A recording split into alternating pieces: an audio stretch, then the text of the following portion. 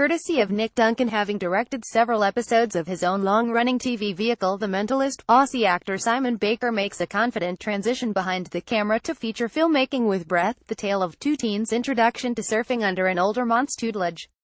Baker also plays the adult lead, and co-wrote the screenplay adapted from celebrated Oz scribe Tim Winton's 2008 novel His 20th. Though not without its flaws, the movie has authenticity and resonance. There have been plenty of good surfing documentaries, but very few good dramas about the sport, a short list on which Breath instantly earns a prominent spot. Winton himself provides lyrical voice-over narration in this flashback account of our main protagonist's early teens in a small town near the Western Australian coast, its time period rendered somewhat vaguer than the mid-70s of the book. Bruce, aka Pikelet Samson Coulter, is a 13-year-old from a stable home who dutifully attends school. That's not the case for 14-year-old bestie Ivan, aka Looney Ben Spence, a wild child who appears to run loose save when he's being beaten by his awful father. Pikelet's more tolerant paw is played with gentle strength by Richard Roxburgh. The two boys are agog at their first glimpse of surfing. Never had I seen something so beautiful, so pointless and elegant, as if dancing on water was the best thing a man could do, the adult Bruce recalls. They start their first copycat attempts with cheap styrofoam boards, then save enough money to get amply banked up, second-hand fiberglass ones. Their dedication gets noticed by Sando Baker, an initially mysterious presence who one day gives them a ride in his truck and offers to let them stash their boards at his place just down the road, a huge logistical improvement since they've been laboriously hauling their gear to the beach every day on bicycles. They take Sando for just another hippie surfy. A first glimpse of his ramshackle home and willowy, not particularly friendly girlfriend Eva Elizabeth Dubitsky does little to alter that judgment. But as Sando takes the boys under his wing, teaching them about the sea, about surfing technique and philosophy, they begin to realize they've lucked onto an extraordinary teacher. At least Pikelet does. Looney can scarcely feel or express gratitude for anything. That's even before they discover that their mentor is in fact a famous former pro surfer. What's more, expat Yank Eva was a hot jogging ski champ, until she was sidelined by the serious knee injury that explains her usually foul mood. Though he continues to attend school, even acquiring an ersatz girlfriend Miranda Franco, Pikelet grows ever more obsessed by this hobby. But, unlike Looney, who seems fearless almost to the point of self-destructiveness, he's wary of the increasingly dangerous secret cove Sando introduces them to.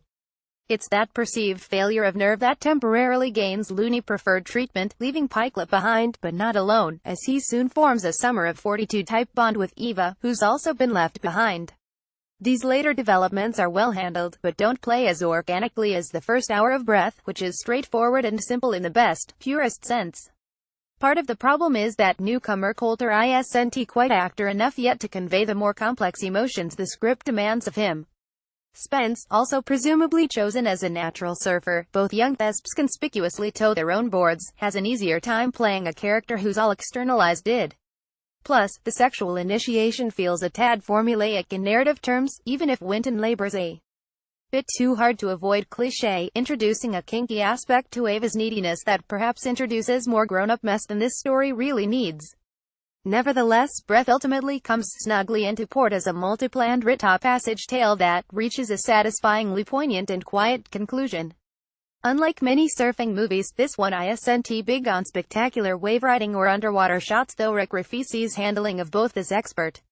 The emphasis, instead, is on physical and psychological credibility in line with a juvenile protagonist's inexperience. Baker does a lot as an actor to put the whole enterprise across, creating a mentor whose wisdom and faintly paternal instincts are palpable, yet who's also peevish enough to slough off any Saint Surfer dude halo thrust upon him. Assembly is unshowy but sure-footed, with Harry Gregson Williams contributing an attractive original score. Reviewed at Toronto Film Festival, Contemporary World Cinema, September 14, 2017. Running time 115 minute. Australia. Screen Australia, Great Southern Development Commission and Screen West Lottery West presentation in association with Autumn Prods, and Deluxe Australia Evergrande via Prods, Windalong Prods, and Sea Pictures Production, International Sales Embankment Films, London. Producers Mark Johnson, Simon Baker, Jamie Hilton. Executive producers Tom Williams, Dave Hansen, Johnny Mack, Laura Rister. Director Simon Baker. Screenplay Gerard Lee Baker, Tim Winton, based on the novel by Winton. Camera color, H.D. Martin Dean, Rick Rafisi. Editor, Danny Cooper. Music, Harry Gregson Williams. Simon Baker, Samson Coulter, Ben Spence, Elizabeth Debitsky, Richard Roxburgh, Rachel Blake, Miranda Franco, Jacek Coleman.